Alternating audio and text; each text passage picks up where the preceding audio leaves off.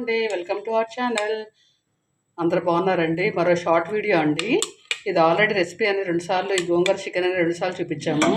So అందుకే short వీడియోతో వచ్చేస్తున్నామండి. ఫస్ట్గా స్టవ్ ఆన్ చేసేసుకొని నాన్ స్టిక్ కడాయి పెట్టేసి ఆయిల్ అనేది వేసేసుకున్నాము. కట్ చేసి పెట్టుకున్న ఉల్లిపాయలు పచ్చి వేసుకున్నామండి. కరివేపాకు కూడా, 1 స్పూన్ జీలకర్ర,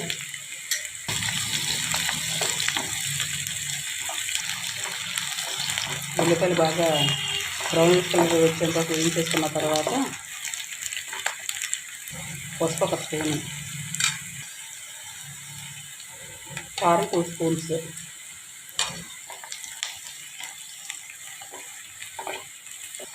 కడిగి పెట్టుకున్న చికెన్ అండి,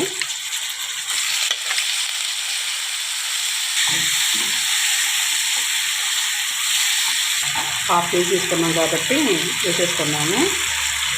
1 స్పూన్ సాల్ట్,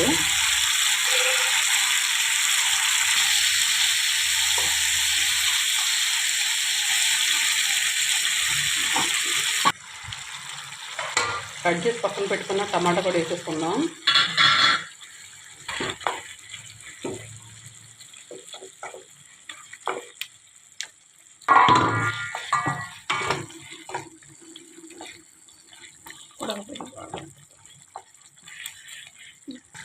ముందుగా కడిగి పెట్టిన గోంగూర కూడా వేసేసుకున్నామండి.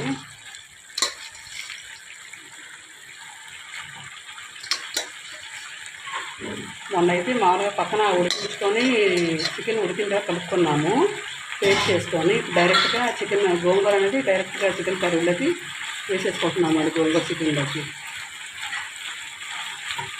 లాస్ట్ టైం 2 టైమ్స్ చూపించినా కూడా అండి, చికెన్ ఒకవైపు తాలింపు వేసేసుకొని మామిడి చూపించాము, గోంగూర ఇంకొక వైపు వేసుకొని ఉడికించేసుకొని అది పేస్ట్ చేసుకొని చికెన్ ఎప్పుడైతే ఉడికిందో దాంట్లో కలుపుకున్నాము గోంగూర చికెన్ లాగా.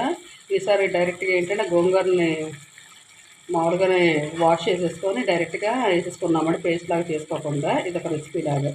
చూసారండి, చికెన్తో పాటు గోంగూర కూడా ఉడికిపోయిందండి బాగా. అంటే డైరెక్ట్ ఆకేసాము కాబట్టి, హై ఫ్లేమ్ మీద పెట్టేసాం కాబట్టి బాగా ఉడికిపోయిందండి. చూసారండి, ఒక 10 మినిట్స్ ఉంటే చికెన్ గోంగూర అనేది రెడీ అయిపోద్దండి. అయిపోతుందండి, గోంగూర చికెన్ అనేది రెడీ అయిపోయింది. ఫైనల్గా కొత్తిమీర అనేది జల్లేసుకుందామండి.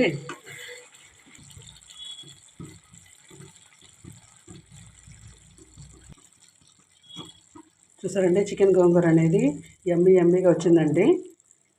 ఈ వీడియో కూడా మీకు నచ్చింది.